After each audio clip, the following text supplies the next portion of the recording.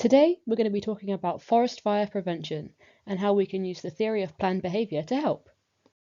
Forest fires pose a huge threat to the global ecosystem.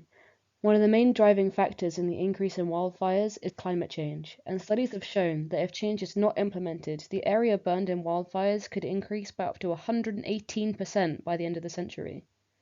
Nearly 85% of wildfires between 2000 and 2017 were caused by human activity. There are many activities that people engage in that have the potential to do serious harm to the forest. For example, many farmers burn their fields, as it is an easy way to remove crop residue after a harvest, despite it being the second biggest cause of forest fires in the EU. Most fires are caused by negligence, meaning that people will often do things without realizing the possible consequences for the forest. They will often view certain activities such as flicking cigarette butts into vegetation before properly putting them out, or leaving campfires unattended as normal, because people around them do these things. Therefore, it is seen as a normal thing to do.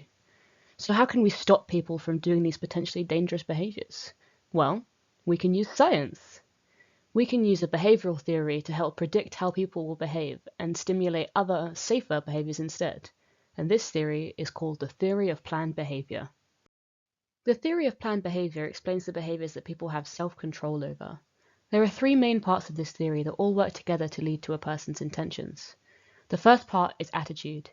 Attitude is people's feelings towards the behaviour in question. For example, the person who cares about the environment is likely to feel bad about littering, so they'll probably throw things away properly.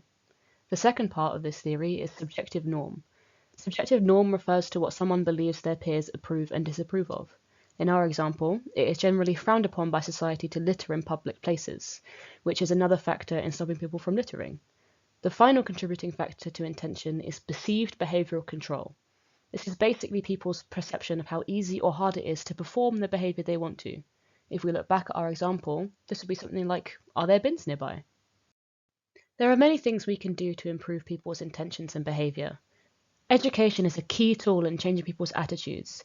Teaching both school-aged children and the general public about the consequences of forest fires can have a big impact on the attitudes and go a long way in changing their behaviour. Introducing more places to dispose of hot materials, putting more ashtrays in common smoking areas, and building fire pits with spark screens in campsites are several ways to increase perceived behavioural control, as it allows people to easily engage in safe practices. It is much harder to change subjective norms, as it is a much more personal thing.